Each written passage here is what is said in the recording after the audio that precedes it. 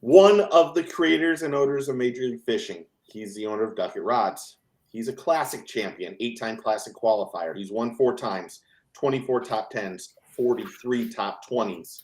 He's fishing, I think, in the pro circuit again next season.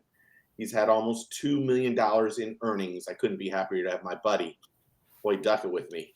How are you, dude? I'm doing good, Steve. How about you? Well, it sounds pretty good to remember the good old days when I was fishing full time. Well, that was fun. Yeah, that was fun. Do you miss that? I do sometimes. A lot of people have asked me that. I really enjoyed. I had a kind of a pretty short career when it was. My life is a pie chart, right? So I've got all these things that I do and always have, but there for about I don't know, probably 8 or 10 year period, I moved professional bass fishing to the number 1 category. So it got the number 1 interest. That's all I can do in my life because I have so many things going. And that's probably 2002 to 2012. So that was kind of the stretch. Yeah. Then after that, obviously with Major League Fishing, some other choices, and I kind of compartmentalize. Nobody ever knows this about you, right? What you do internally, but then it became, and I really enjoyed that stretch. Okay, I've done a lot of things, and I like taking on new challenges. But then I shifted, and it mattered more to me to try to do something, building Major League Fishing and making bass fishing. Maybe a better place, right, for the new anglers that would come in. That mattered a lot to me, and it's a hard sport. Anybody that's ever been involved in operating, tournament operations know what a tough place it is. I knew that. Went in with my eyes wide open. I know how tough it is. I knew the guys at Bass well for years, and they worked hard in a sport that's a grind to make it work. A lot of time I wish the anglers all knew behind the curtains how tough it is for all the organizers, and man, this is a hard space, but there's people, people at Bass and people at NPFL and people at WAMBASS and Texas Team Trails and all that's out there. And they do it because they're passionate about the sport and to provide an opportunity for somebody. So we fit into that category, and that's kind of made up for it. It got easier after the beginning of the Bass Pro Tour. I never really competed in it. I participated. Okay, there's a difference. But it was the satisfaction that I used to receive being a top angler or competing at the highest level and winning events and finishing well and all those things. I received that satisfaction through the guys that we were able to provide opportunities to grow and do well, so I don't miss it. I replaced it. And that's the best explanation I have. I thank you for asking me that, because I know a lot of people probably wonder what where you are in your life, but we all have to get where we want to be. So I'm really happy right where I am.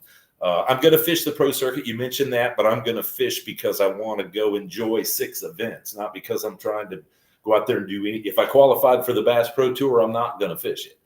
I'm going to fish. And the pro circuit, by the way, outstanding. I mean, it's a great, hey, little piece. It's the highest paying tour other than the elevated Bass Pro Tour at 50-man field. It's the highest paying tour on the planet. So, I mean, it's TV coverage, live stream. I mean, it's the best thing out there. So it's a fun event, but I just still enjoy going and competing for a week and being part of it.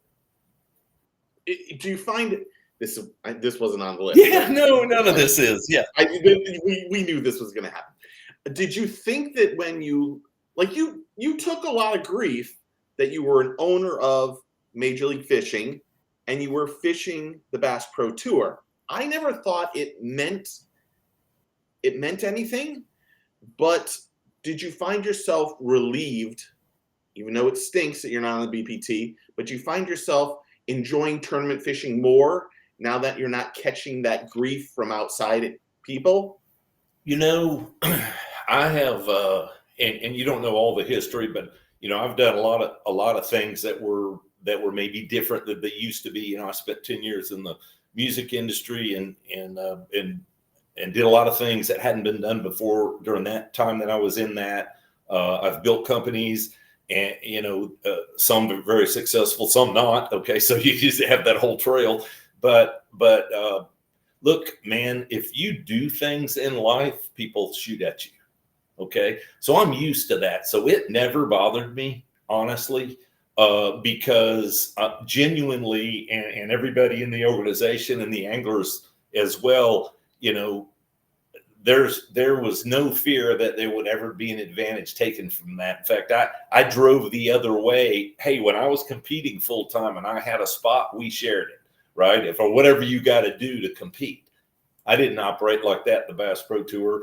But I stayed out of everybody's way. I just enjoyed being part of it and competing. So no, that never bothered me. There's the naysayer that no matter what you do, they're going to shoot arrows at you. Yeah, it's called trolls. That's right. There's too many of them. And we've known each other for quite a few years. Yep. Quite a few years. I've never once thought that you would do anything that you wouldn't do to someone else. Give yourself a competitive advantage in any of those Bass Pro Tours. You've always been upfront and honest, and I know I've harassed you, and I apologize when I've harassed you. But I never agreed with that when I heard that, and it's just kind of unfortunately what a lot of the problem with this industry is. That's how people get ahead. Yeah. And I don't know if that's the way we should do things. No, it isn't. And that's something that we always talk about and work hard at Major League Fishing, specifically the Bass Pro Tour. We caught a lot of flack early on because we did something that was unprecedented. So we created an enforcement department where, and it's not just a polygraph or it's not that. It's full investigation. Okay. And we still do this. It's full investigation of everything we hear, see, or learn about.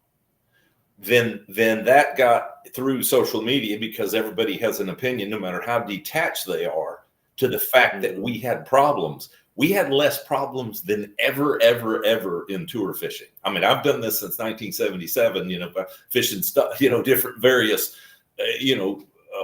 fishing organizations.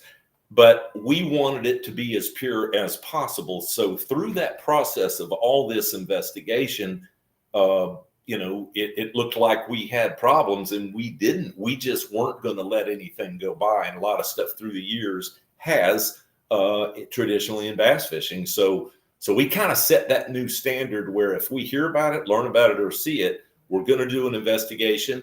Most of the time, it turns out to be nothing or insignificant.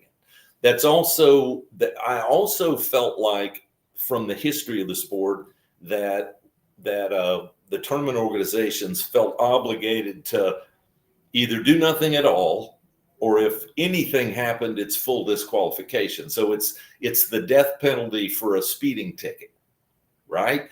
And that's not right either.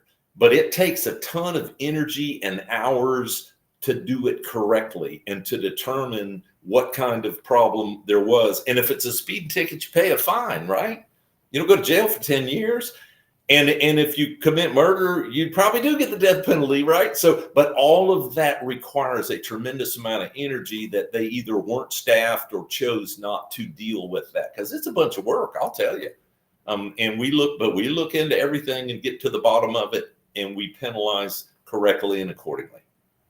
How hard is it to be transparent with not only the anglers but the fans when there is something that someone questions? Because as you know, in the past, there's been a lot of things that you find out 6-8 months, a year afterwards, that you go, why wouldn't the fans know about this, or media or whoever know about this when it happens? I don't even know if there's a question there. How hard is it to be transparent about that kind of stuff? Well, we are transparent. The Major League Fishing Anglers Association, we work pretty close with them. Each of the board members has a constituency from the Bass Pro Tour, and we talk back and forth as to how that should be managed.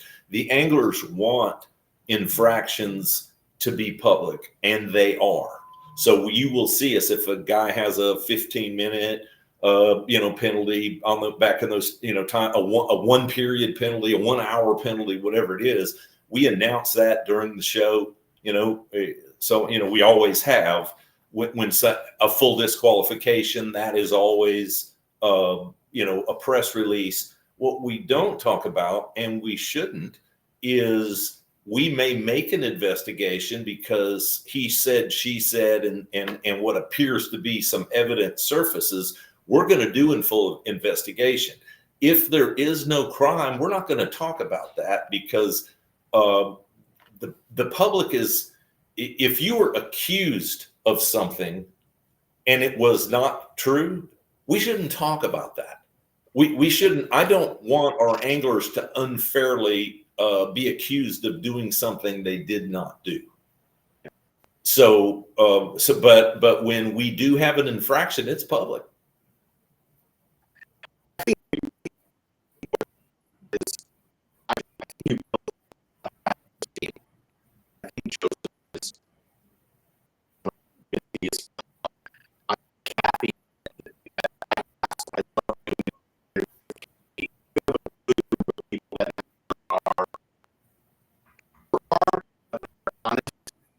It's nice not have to deal with the roller coaster that sometimes happens with other organizations. So you should be commended on that. Should be commended. Well, it is. It's interesting. Our organization, those that we had at Major League Fishing, over time, they all cull down to people that really want to be part of it and love the sport. And with the acquisition of FLW, the history there, that entire company, they are so dedicated to offering an experience, whether it's a high school event or a pro event, to making the experience as good as it can be for tournament anglers. They truly are dedicated to that. So it's a cool environment. You should stop in Benton if you ever go through, and everybody there is there because they love bass fishing and they want to see a better experience, either for the pros or Toyota Series, BFL guys, all of it. Yeah, it's cool. Okay, so let's talk about what we're supposed to talk about. Okay. Because I do want to talk about Duckett Fishing too at some point, real fast. Okay. Yep. Well, my first question is kind of going to go into this. How does the whole do you guys, let me rephrase this. Do you guys go into every off season looking at rules and payouts and how to make them better? Or is it something the anglers come up with? How does that whole process work for Major League Fishing? So probably across the boards, even at the BFL level, Toyota Series, one thing you wouldn't know, but we do. Every tournament trail, every division of Major League Fishing is different, right? With a different set of problems. So that's the first thing you got to put your hat on and realize that a lot of the guys fishing the BFLs aren't trying to fish the Bass Pro Tour. And their problems are different and their expectation. So we recognize that, and we try to build rules and make changes within that organization that's very different than we would at the pro level. Obviously, at the pro level, those guys are interested in becoming the superstar, the next Jacob Wheeler, the next Jake Lawrence, maybe, coming. And so what we have to do there may be 180 degrees different. So, but to answer your question, yes, the anglers are what matter. Now, they can't run the company and they don't have access to the information to know where we may stand financially, what is possible, what isn't possible. It'd be great to have a camera in all 50 boats and it's economically, they don't necessarily know all that. So that would be things that we have to make a decision on. We also recognize or attempt to recognize changes in the industry, say forward-facing sonar, for instance, how we have to manage that. Those are not angler issues. Those are league issues, and it's the league's responsibility to create a set of rules that our pros can flourish in and be treated fairly. So those aren't directly angler issues. Payouts, definitely angler. It's we do our very best. We run the company. We have a total overhead expense cost. Anything above that, would be money that could be spent on anglers in the form of payouts, whether it's increases or whatever. And so you end up with a total. That actually happened this year on Bass Pro Tour. Last year we went to $150,000 first place. We augmented, I think, $260,000 more dollars starting this year for Bass Pro Tour, highest paying elevated league ever. Payouts incredible, as you know. And that $150,000 first place, our Bass Pro Tour guys said, hey, that's cool, but we'd love to pay $15,000 at half the field, right? Like we spent our life at wherever the half the field with, FLW with, at 150, paid 75, and elites at 50, and of course we paid 25, but move that up, move that $15,000. If you make halfway, if you beat half the field, let's get a better check there. So that's all angler driven. Same thing with the Pro Circuit moving in this year. We ended up changing the payout structure prior to announcing by working with the anglers that fished with us, anglers that were coming on board, because at the end of the day, we're doing it for the anglers. I mean, it's kind of their payout. So yeah, those kind of things. Same thing in rules. We have to step back and govern rules so that it's equally fair against the whole field. But if you discover a weakness in our rules, and anglers are good at that, right? They live it. Then those would be the ones we take on. And if we can't find a way to make it equal to everybody, we probably won't make a change until we create a better solution. But most all of that is angler driven, and that's, hey, there's not anybody that understands how the rules affect pros than the pros themselves. And so that's where to get the starting point. You talked about forward-facing sonar. Now, this year, the BFLs, the Pro Circuit, and the BPT are all going to do 3 hours with the technology. Humongous. I thought it was brilliant for the BPT. Thought it was brilliant for the BPT. It gives you the best of both worlds. Yep. How is that going to be? How are you going to police that for the Pro Circuit and the BFLs coming in 2026?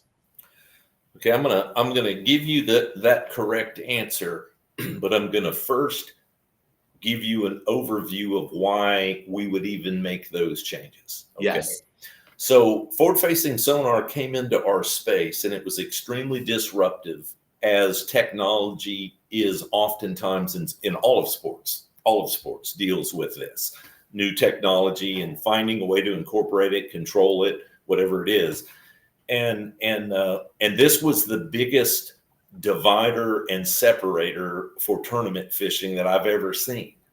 And so much so that, and it's not just us, I'm speaking for tournament organizers from a hospital fundraiser on, okay, where for tournament fishermen, if we can't all find a way to get together and fish together, okay, all of us come to one event, then it's not going to work. It doesn't work.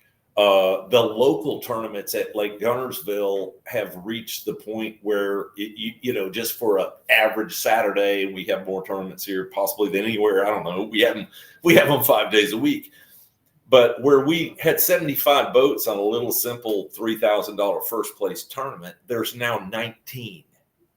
Okay. That's problem is multiplying nationwide, where everybody, so it's not good for tournament organizations to be divided or separated. And there's not enough of this half can't make it on their own. This half can't make it on their own.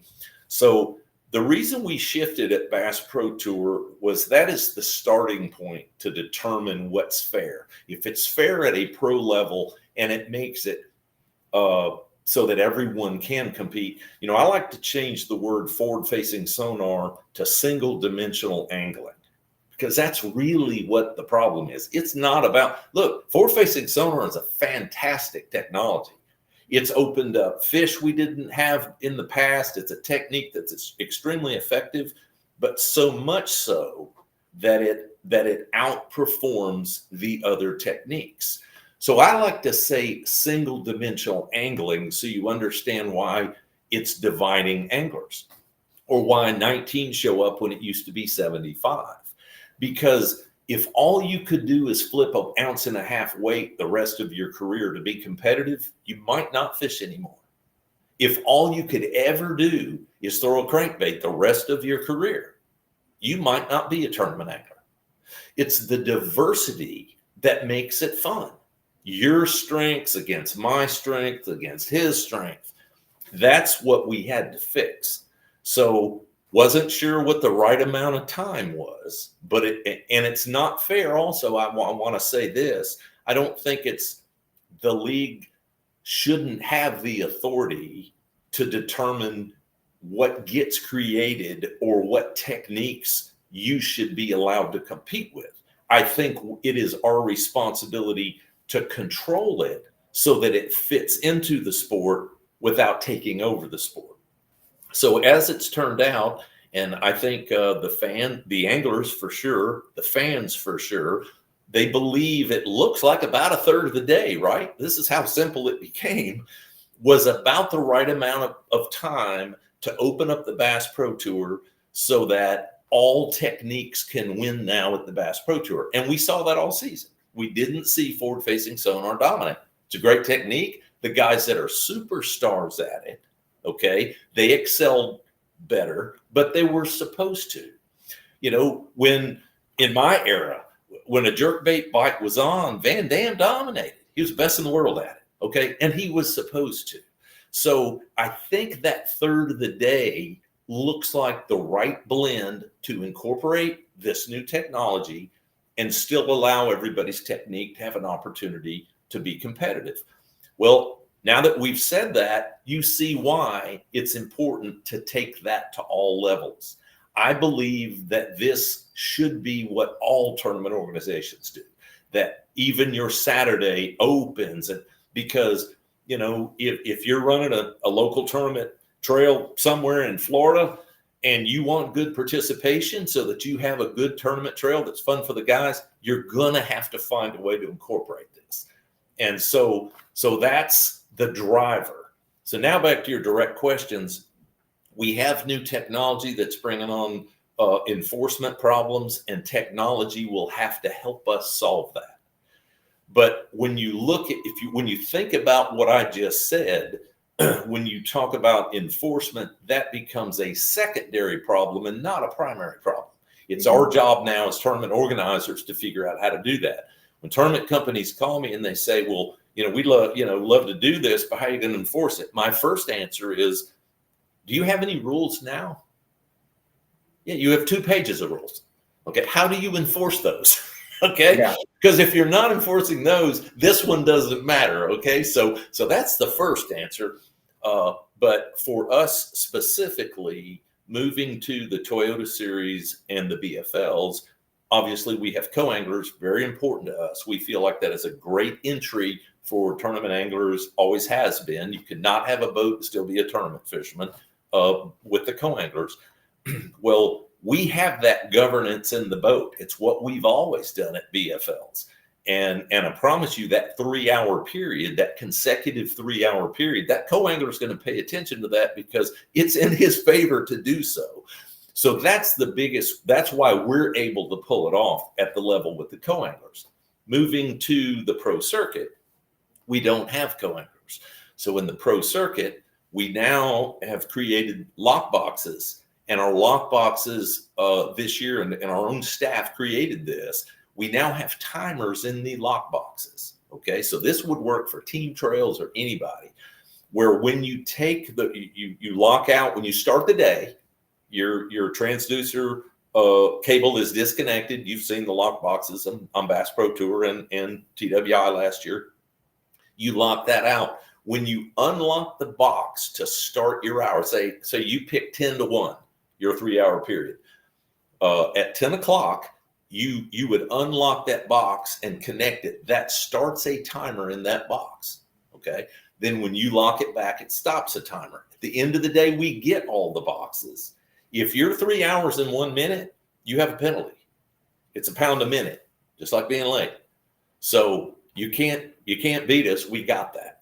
So obviously, you know, when you have co-anglers or marshal in the boat, you have that advantage. But without it, with the lock boxes, and that'll improve over time and be able to create them in mass. But I think I see that being the future for any weekend event where you want to control forward-facing sonar. You go to something like what we've created.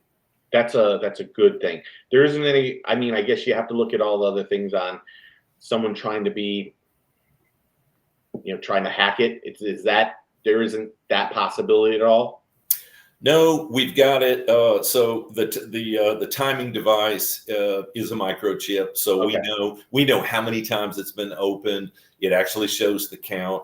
I'm not saying that, you know, Bill Gates can't hack it, whatever. But look, guys, you know, you also might be snagging bedfish. I mean, we also have polygraphs, right? So Yeah. we're doing our best. And I did say these How are many pro anglers that are hackers, by the way? yeah, that's right. Yeah. I don't think that hacking is going to be an issue. That Yeah. you know, getting fish out of a basket's a higher probability than a hacker. But as time goes on, the opportunity for technology to help us, kind of like last year, you know, we ran the Vosker cameras, sponsor that came on board for us in the pro circuit. That has proven to be extremely valuable. Basically, we can watch you all day long, even if you're an individual. Those products are becoming more affordable. They're becoming less expensive to stream. Look, we live in a time, Steve, bass fishing is rapidly changing. Okay.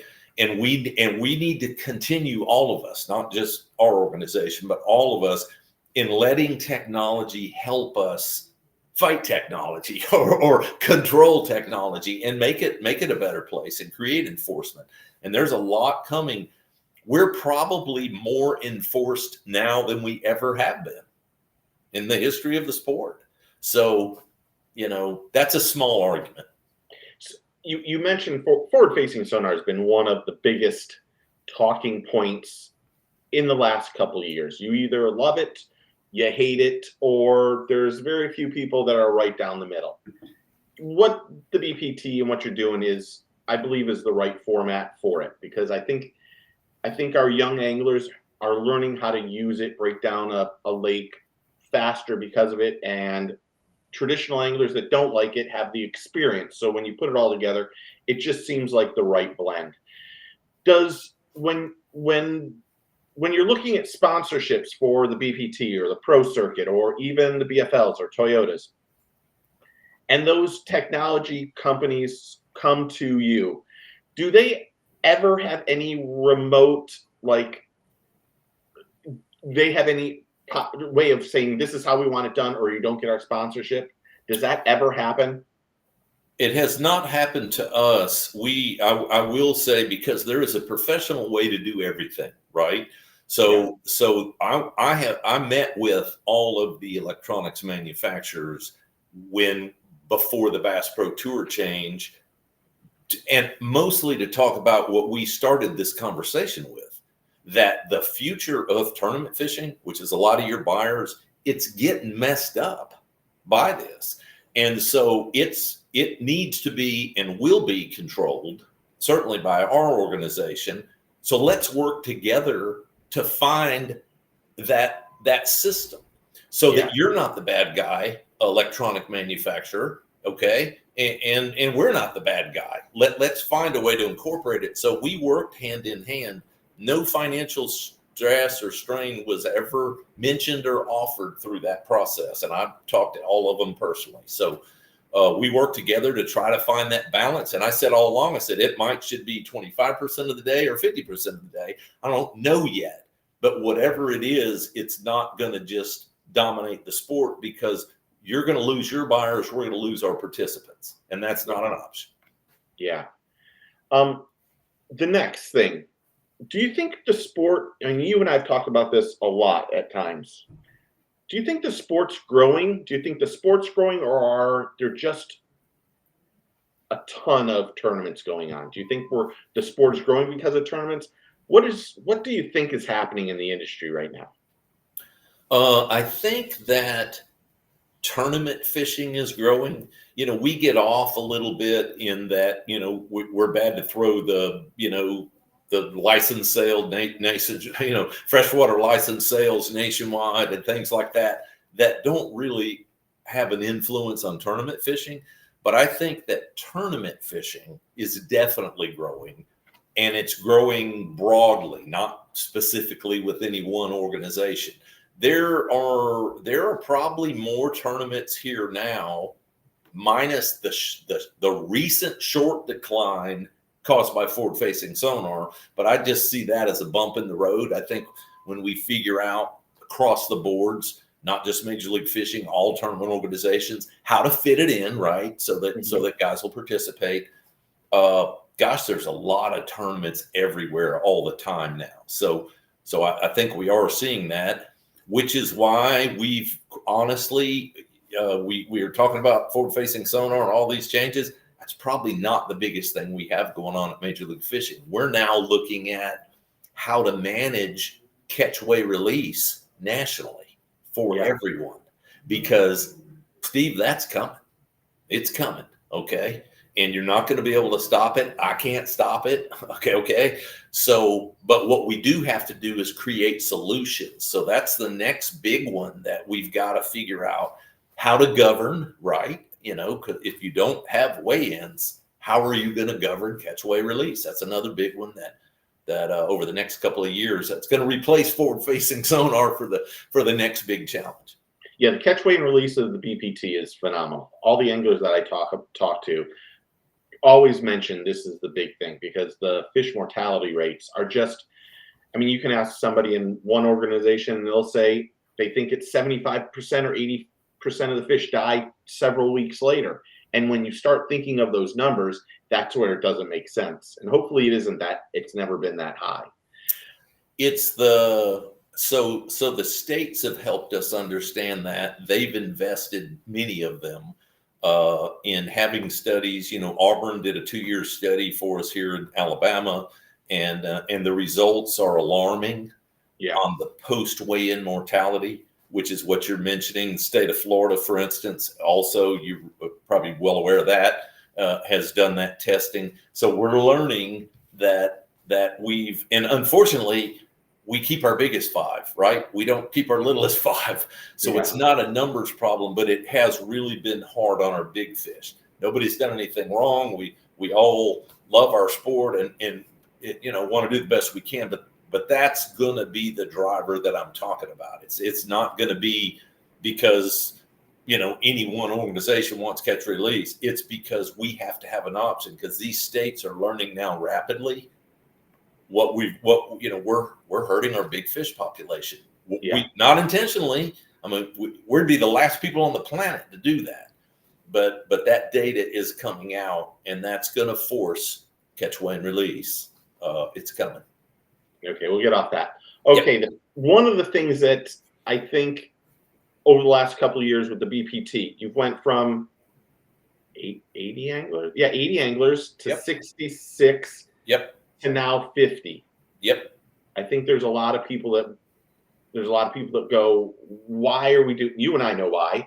It makes sense, but were the anglers involved in making that drop down to 50, and what was the process behind that?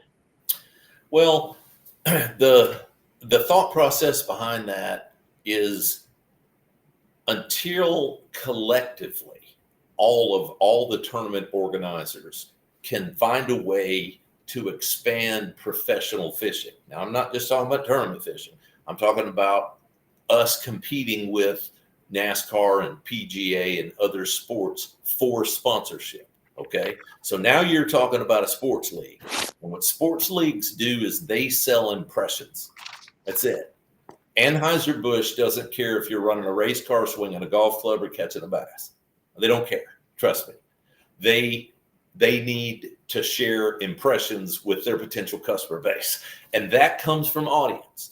So for the future of the sport, for all of us collectively, for professional bass fishing to exponentially grow, it's going to require growing the audience, not necessarily participation. nothing to do with participation, growing the audience. So over the past decade, you've seen us invest at Major League Fishing in all of these, moving on to Discovery Channel and CBS Network and CBS Sports, obviously Outdoor Channel, in Sportsman Channel, World Fishing Network, those that are within our partnership. But you've seen us move around a lot. Now on Vice, on RFD TV, and all of these streaming platforms that we've grown into, there's a reason for all of that. And that is to continue to build the audience and build a cumulative audience that is larger, where we're not reliant on the industry, the manufacturers in the industry. They're tapped. Okay. We know that's a finite ceiling as to what revenue that can generate. You build audience and you can exponentially grow this sport so that you have anglers that all have 7-digit incomes. I mean, that's not crazy. You just have to build the audience. So that's the reason for a lot of the things that you see us do. Back to the 50-man field, that helps us take, this elevated field's never existed permanently as a tour. And it exists not just through the Bass Pro Tour events at Redcrest, but also in the team series events and heavy hitters. And we now have anglers that, you take Jake Lawrence, who just 2 years ago, other than locally, no one really knew him or his brand. In the old days, it would take years for him to build that brand. In one season, because of our media coverage, the platforms that we built, the whole world knows who Jake Lawrence is.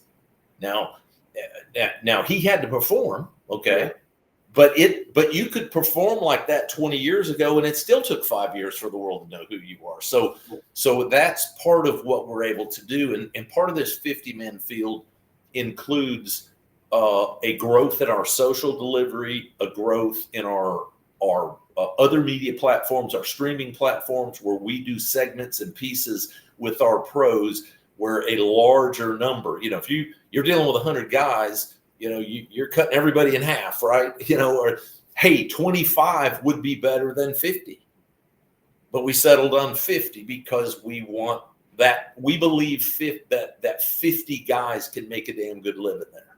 Yeah. And but that's the theory is it allows that highest level of anglers. It's not built for everybody. Never was supposed to be. It's for the top guys, that elevated group, to get the most exposure they can get and benefit from that. Then that allows and we've got a wonderful Tackle Warehouse Pro Circuit. I think I said earlier, that's the highest paying league there is per event.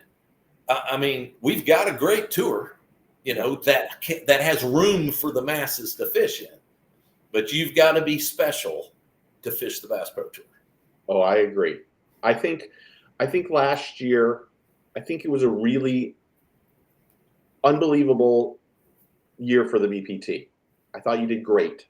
I think that and I've mentioned this to probably everybody in your group, I think that you guys have the best quality picture. I think JT and Chad do a great job. I think the drone footage, all the stuff, is the best out there. I think where, in my opinion, Major League Fishing went to the next level was the team series. Like, I can't even explain to you listening how interesting it is to hear, and I don't mean to swear, to hear Bobby and Chris bitch at each other about casting or whatever it is. Yeah. Or you start to put in the whole camaraderie of who's going to use the trolling motor, who's going to not. Or then you have Alton Sr. and Alton Jr. fishing together, father and son fishing together. Not this week, but they did. Yeah. I think when you put out the team series from last year and also the heavy hitters, which we'll talk about in a second, I think that's where MLF just went above and beyond. Whose idea was it to do the team series? Because kudos to them. Yeah. So honestly, we talked about the team series. We ran the cups for a long time. They were really, really popular. It's a cool format, different, than the way we do it. And as a result, tremendous television ratings and duration. The live stream duration on team series, or even in the cups before team series. But as the cups ran a decade, it became time for a change, and we all started talking internally. And actually, several of the pro anglers pushed, I don't know, 2 or 3 years for a team event between themselves. Because, hey, listen, most of us, as we grew up fishing, we fish team tournaments, right? That's the majority of what's out there. So how cool would it be for fans to get to see 2 top-level pros become a team, and how do they fish together? It's relatable for the fan base. And so then collectively we got our head together, and we had several other options, but the team series seemed fun. And then we just sort of brainstorm it out and come up with a format that works. But and we get a lot of coverage. Obviously, we can get 6 shows from a single team event. So the amount of television and live stream that produces is crazy. The team series is phenomenal. I will say the one thing I think is just as phenomenal is the heavy hitters tournament. I know he isn't with you guys anymore. Jordan went in it at Kissimmee. Was it last year? Yeah, maybe. I don't even know now. Year before last, yeah. Yeah, unbelievable with Kevin winning the thing. Is there any possibility of having maybe 1 or 2 more heavy hitter tournaments? And I'm only asking because an angler asked me to ask them. I don't want to say who, but is there any possibility of having more heavy hitter tournaments? Yeah, the heavy hitters obviously is a tremendous payout. It's one of our real expensive items. I have to remind the anglers sometimes when we talk about payouts. Bass Pro Tour pays obviously phenomenally, but also so do these other events. You got to realize how much candy is involved when you become. I did a video on this. Yeah, that's right. And so it's a tremendous opportunity. That's a super high pay event because you have 2 complete payouts. You got the whole tournament payout, then you have all that bonus money for the big fish. But there again, it becomes an economic question of sponsorship. We have good sponsors now to support heavy hitters. Don't have the sponsorship support to do 2 of them or another, because we have a couple other cool ideas like heavy hitters, but it's got to be sold, and it's the same old run the business, and you got to pack away some profits to take on that next project. So that's the only holdup. I love it. I think it's awesome. I do too. I think most fans think that most tournament organizations are just making money hand over fist. That is not remotely the case, is it? Never has been. Never has been. I remember back, when I was fishing bass full time, and that was my only interest in fishing was to be a pro.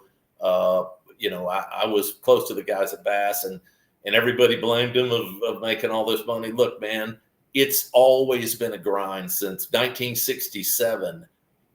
Ray Scott had a passion to grow the sport for anglers, but not because he made a bunch of money doing it, because he wanted to build a sport for these guys. And all of us, we do the best we can. There's no money in the tournament business, man. If you want to make I can tell you, I've run a lot of companies. I've built a lot of companies.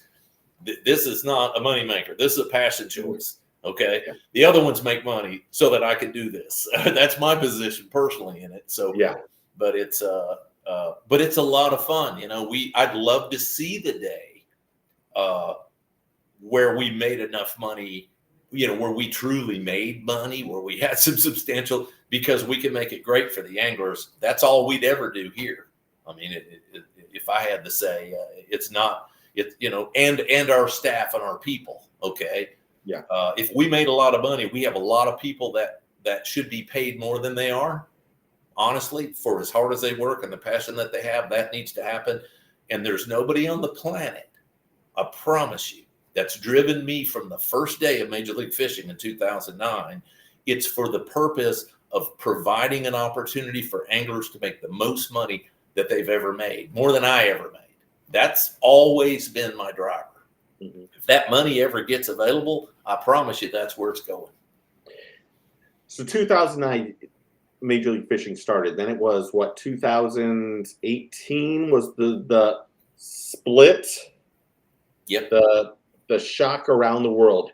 Is there do you and Bass, is there any hard feelings between the two of you, or is it just, you know what, there's a healthy competition and a friendly competition amongst both people. It's not to hurt one another, but you have to have competition to succeed, or to make things better. Does that make sense? Yeah, I mean, I don't know that there probably was some early hard feelings, caused from it, but I don't know that there's much of that left. We certainly don't have any. I'm a true believer that, well, I just got through explaining, I think that most of us are in the space to try to make tournament fishing better. Yeah. I do think that the fragmentation is in our sport. I agree with positive competition, but we don't need it. And there's not the money in the sport that requires the competition. The fragmentation is probably more damaging than positive. Yeah. But they own their company, and MPFL owns their company, and we own our company, and we all have a right to go out and do what we want to do. So that does exist. I think for professional anglers, probably for all anglers, it would be better if you had a single entity, because you could then take all the money and funnel it into one place and make the best products and the best marketing and good decisions and create a system that works for everybody. That's just my opinion. Could that ever happen where it is one entity? Like take, for example, the Ultimate Angler Championship, just probably right behind where you are on Guntersville. Amazing tournament, state funded, great tournament, great thing, but it had MLF anglers, it had bass anglers, it had MPFL anglers, it had ABT anglers. Is it possible sometime in the future that we could have one, like not only one tournament organization, but one official world champion? Because, I mean, no disrespect to anybody, but Jacob Wheeler is the greatest angler on the earth. That's not trying to throw shade at anybody. Right. But if we had one championship that would say this is the ultimate angler. Does that make sense? Yeah, it would be. That is a kind of a cool concept. And look, anything is possible. Okay. You have all the parties involved have to decide that that's what's best for the sport and have the willingness to get together in some way, right, to make that work. So that is definitely I'd be very open-minded to that if that opportunity ever existed. I think it'd be very healthy. Definitely would be better for our professional anglers. Now, the downside to that, because of the total revenue that's currently available for our sport, you would probably see a decrease in the number of professional anglers, because honestly, there isn't room. There just isn't. Okay. Now, I'll go back to what we talked about, growing our audience. You would have room for more anglers, maybe not at that highest level of 50, but you would have more money in the sport, collectively, if you put it in one place. But it doesn't mean that it can support 300 or 400 guys that want to be professional anglers. So that would be the downside. So you may or may not, want that to happen, but it would definitely take a lot better. Yeah, 400 anglers in a tournament. That's almost like what the high school kids are going through. Yeah, that's too many. Yeah. Do you like one of the things? No offense to the MPFL, but MPFL has seen a lot of anglers that have come from the pro circuit or that didn't requalify for the BPT, or either didn't requalify for the elites. But they don't see a lot of young anglers. How important is to get these young anglers into the BFLs, the Toyotas, the pro circuits, and then move into the BPTs for Major League Fishing? Well, I mean, I think any sport has to be set up to provide a pathway of opportunity to move to the highest level. That's really all you can do. I also think that at times in our sport, we have felt, or tournament organizations have felt obligated to make room for people that want to be part of something. Okay. And that's not healthy. That's not sport-like. That's, when you start talking about the highest level of something, you should understand that it's not going to be very many people, right, that have that can operate at that level. So I don't know that has been the healthiest for us. It just fragments things, and honestly makes it so a lot of guys just get by, and maybe not end up where they wanted to be. Not everybody can compete at that level. Hey, look, I love playing golf, but the PGA's never made a spot for me. Okay? I was a good player once, but they just never made a spot for me because I couldn't beat those guys. And it wouldn't have been healthy for the PGA. So sometimes we kind of got to step back away from bass fishing. Hey, there's a completely different conversation when you talk about tournament fishing in general, which we all support. And everyone that can should be able to tournament fish. I am all about that.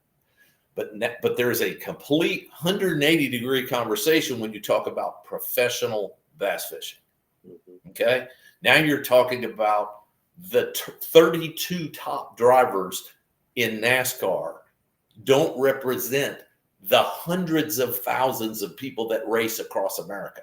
Okay. There is a distinct separation, and which is what makes that sport work at that highest level. And bass fishing is the same way. Everyone should have the opportunity to tournament fish, in my opinion. I think it's a wonderful sport, and it's a lot of fun to be part of. And I think everyone should have a pathway to qualify for that PGA I couldn't qualify for. Okay. They should have a pathway, but that's it. And you either get there, buddy, or you don't, because you don't want to be inserted in the Bass Pro Tour. I promise you. So there's no plans of a Major League Fishing golf tournament that goes year round. Yeah, no, I don't think so. No, I don't think so. Okay, let's wrap this up. But I want to know first, what's going on? What's new with Duckett Rods? What's been going on? Oh man, well, other than having some new rods at Duckett Fishing, our new excitement. Couple of things. One is we're trying to put a deal together with Field and Stream, which is just the Field and Stream brand, Yeah. And we're trying to work on something with the Field and Stream brand with the new ownership of those guys. That's such a cool, iconic brand. So that's kind of a little side project we got going that I'm real excited to be part of. And then baits, man. I mean, our growth over the past 3 years, we sold tons of rods, as you're well aware of, but our growth has been baits. I got this today. I didn't even know we were going to. Oh, is it a glide bait?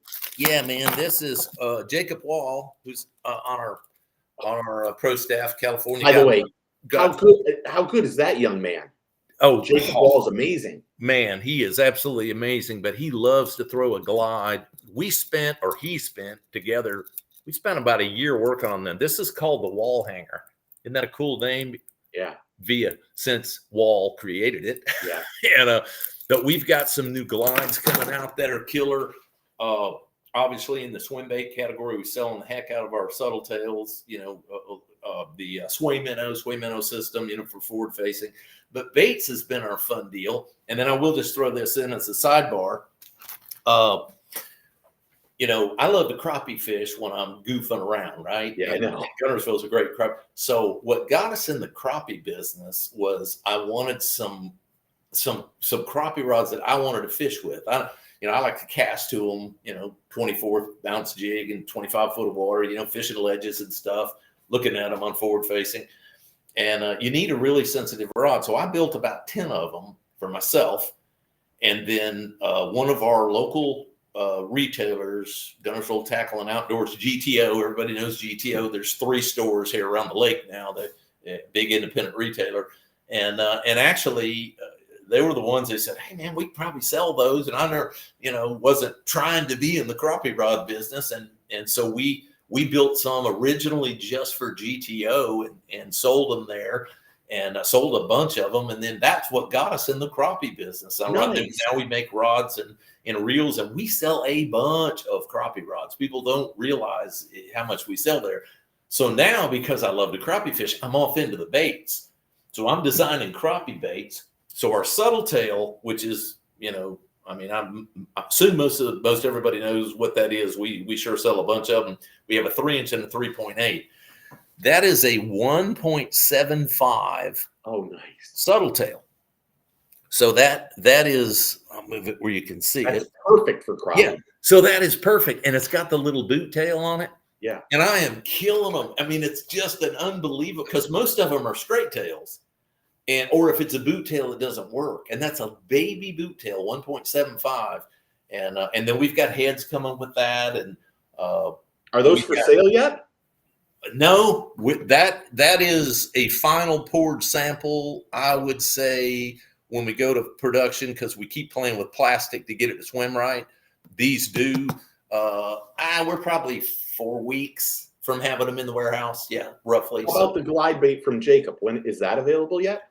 Yeah, these actually got air shipped. So I have a completed shipment of these finished, and just air shipped a few, but we're another 4 weeks. I think they're on a container probably now. So they're coming. Yeah, the wall hanger. So we'll be able to sell them soon. That so is we just awesome. got fun stuff going on here.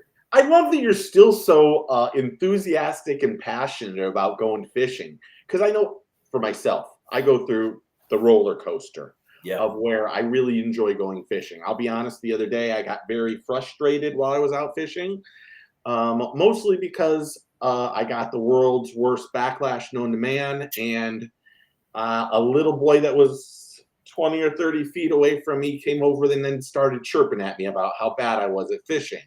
And I could slowly feel, but I thoroughly in love that you still love everything about this sport. And I don't think you get enough recognition for that either. I think you've been beaten up a lot. I don't say that. That's me just being real with you. And I think the best thing you've done is, and I've said this to you, is that you don't talk about it. You let it just kind of go away. You know what the definition of a pioneer is? No. That's the guy with the arrows in his back. You have to know that's how it works in life. And so it is what it is, but there's a lot of truth in that. There's a lot of truth in that, I promise you. You know what's cool about our sport, and I can represent, the old guys. We got in it because we love to fish and we love to be in and around fishing. So I talked to Gary Klein. He's in around my age category, obviously, fished for a long, long time. But if you listen to us sometimes, because I'll be at the house and Jennifer will say, we sound like two 18-year-olds talking about fishing. Gary will call me and he'll be so excited about a jig that he tied and the way that it puffs and the bites that he got on it. And we'll just get to talking about fishing, just talking about fishing and go on and on, for 30 minutes or whatever. And everybody's like, I just can't imagine that. Gary Klein has caught more fish than swim in your lake. Okay. Mm-hmm. I can't imagine. It's all he's ever done since he was 17 years old. He's caught more bass than probably almost anybody alive. Okay. He's as excited about catching a bass as a 16-year-old you put on your boat.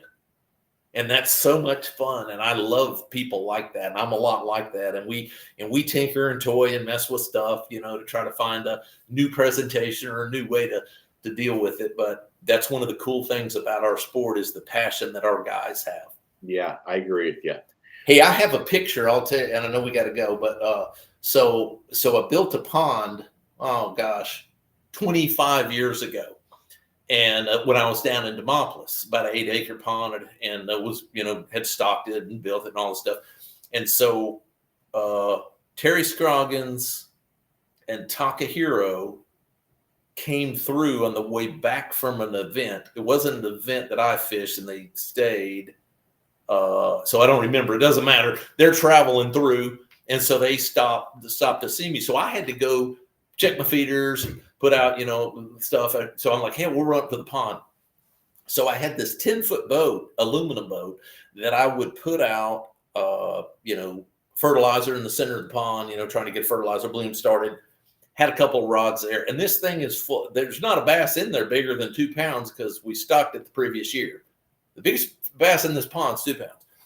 So then somehow or another, they got the fishing off the bank, and then somebody said, well, we should get in this. So we're in a 10-foot. I mean, a 10-foot John boat's a tiny John boat. The three of you? 3 of us. It's me, Big Show, and Talk. And we're in this John boat, and we're out there catching these 1.5 and 2 pound fish. And a buddy of mine drives by and just shot a picture of it. He just drove by and came into the thing. We didn't get out or anything. It was close to the highway, and he saw us, pulled up on the dam, shot a picture, texted me, "What the hell are y'all doing?" Yeah. And anyway, that picture resurfaced, and so that's a great example of 3 and 25 years ago. We were all in the heart of our professional fishing careers. 3 of us in a 10-foot John boat, out there catching 1.5 and 2 pound bass because that's what we wanted to do. That's what mattered the most to us. We had all kind of stuff we should have been doing, and there we are. And that's most pro anglers. Yeah, they love to fish. They love to fish. They love talking fishing as much as possible, and you can see it. You can see the guys that really care for it, and then there's other guys that unfortunately do it as a job, and I think those are the guys that don't really succeed at it. Yeah. And the community and the industry's changed drastically since you and I first met years ago. Yeah. And it's only going to continue to evolve and hopefully get better. But I think what Major League Fishing has done unbelievable is the payouts. I think you've scheduled really well too, by the way. Orange Lake next year for heavy hitters. I mean, shut up. Should be good. The anglers that don't know about Orange Lake have no clue what they're going to get into. None at all. But you've done the payouts right. I told you this at ICAST. Don't change anything.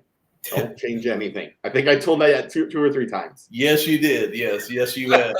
You're not wrong. You're not. And the changes that we're dealing with now are forced. Okay, I have to manage forward facing. That's an issue, and eventually catch weight release is going to become an issue. But other than that, man, let's just roll a while, huh?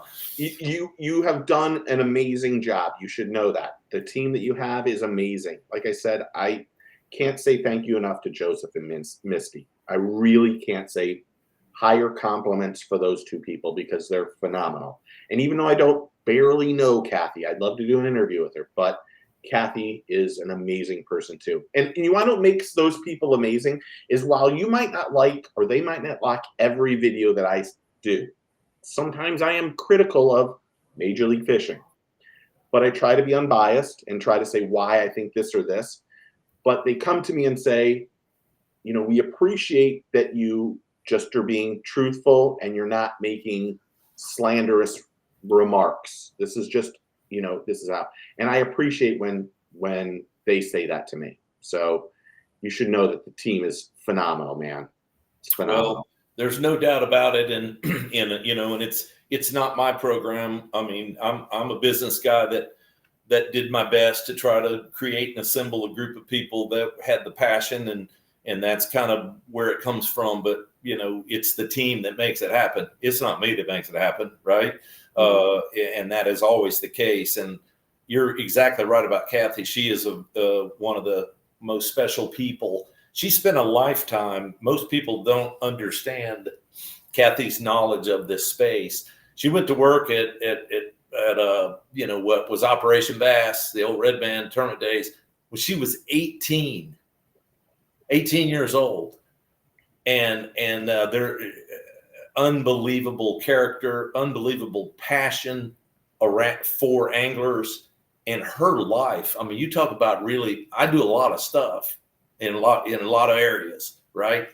Her life has been dedicated, her entire life has been dedicated to make it a better experience for tournament anglers. And Character is what you said. The word character is the perfect word to say about that woman. She was a perfect, crazy good. And Dave Washburn, super smart guy that we couldn't do without. Obviously, our whole team, Charity and Joe, you mentioned, but it's fun as your company ages and you're able to see these groups. You're lucky enough to find these individuals that carry the same passion and get up and come to work because they want it to be better. And it's not a job. I'm not, I don't know, out of 100 and ever how many employees we have, I don't know that any of them come to a job anymore. There might be a couple new ones. I shouldn't say that. There's probably somebody that gets up and comes because it's a job, but it's rare. They all come because they want to be part of it, and they're so passionate about it, and it's just amazing. It's amazing to assemble a team like that. And I should mention, it's Charity and Joseph I'm talking about. Yeah. Mm-hmm. I might have said someone else's name. Charity. Well, I can't say thank you enough for the time. It's always nice to check in with you. I apologize when I text in the middle of the weekend and ask stupid questions. That's all right. I really do appreciate that you always get back to me. That's the one thing I will say.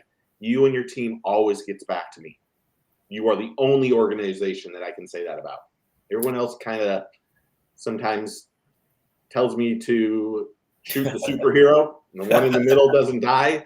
But I really appreciate everything and wish you continued success. And we'll talk again, I hope, very soon. Heck yeah. Well, we appreciate the opportunity. We love what we do, and we're proud of it. And we make mistakes, and guys like you call us out because that's your job. But all we do the best we can, man. That's all we can do. Just keep doing what you're doing. You're doing a really good job. Really good job. I know the anglers love BPT. I know they love that. So thank you. Everyone, Boyd Duckett. Go check out Duckett Fishing, MajorLeagueFishing.com. Those lures, they'll be on DuckettFishing.com at some point? Yes. Yep. Everything's available at DuckettFishing.com. A lot of independent retailers as well, Academy, Sportsman's Warehouse, a lot of places. But yeah, anything you want to see, DuckettFishing.com will show you everything we got in lures. I'm looking forward to seeing that glide bait. I'm going to be honest. This glide bait special, man. Yeah, it's really legit. Yeah. I think Jacob Ball's amazing, so I can only imagine what it is. But thank you. Yes, I'm going to hit stop, so give me a second.